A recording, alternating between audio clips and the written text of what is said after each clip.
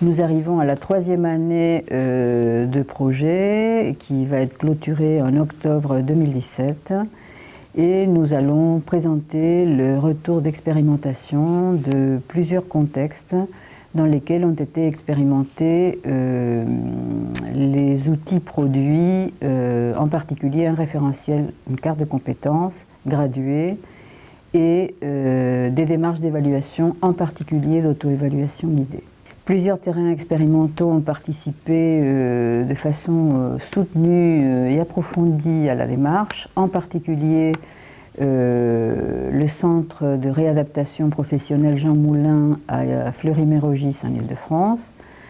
Sa directrice Frédéric Rueda, son responsable des dispositifs qualifiants Dominique Souillet, ont impulsé et adopté la démarche, en particulier pour des personnes en situation de reconversion professionnelle, de ce qu'on appelle une reconversion subie par des contraintes personnelles, c'est-à-dire des personnes qui ont occupé un métier, qui ne peuvent plus l'exercer et qui s'orientent vers un nouveau métier et une nouvelle certification.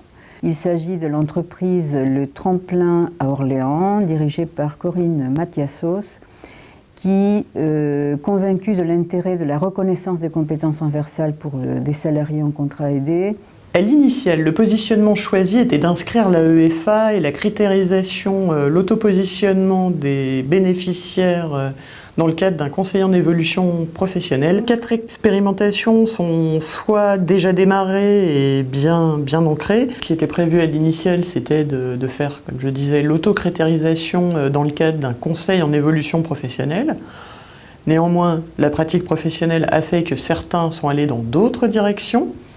Par exemple, au Creusot, l'idée qui a été retenue de par leur expérience professionnelle était d'utiliser l'autocrétérisation des bénéficiaires dans le cadre d'une validation d'acquis de l'expérience pour des personnes ayant des difficultés avec l'écriture.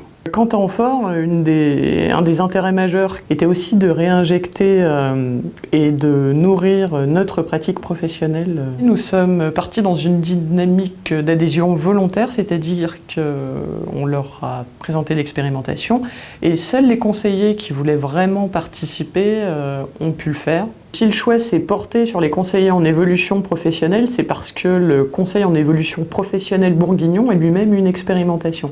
Les seuls nœuds que j'ai notés pour l'instant, c'était le fait que l'ensemble des conseillers n'aient pas voulu participer à l'expérimentation parce que, mine de rien, c'est quand même une remise en cause de sa pratique professionnelle.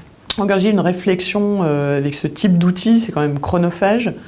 C'est une remise en cause de soi, de plein de choses. Après, généralement, c'est aussi les institutions qui ne permettent pas de pouvoir aller sur ce champ-là et avoir une réflexion un peu plus posée. La communauté digitale des CEP qui permet l'échange de pratiques interinstitutionnelles et là on voit que ça marche vraiment quand c'est les conseillers eux-mêmes qui sont au cœur de l'échange et qu'ils échangent sur leurs pratiques et des choses comme ça.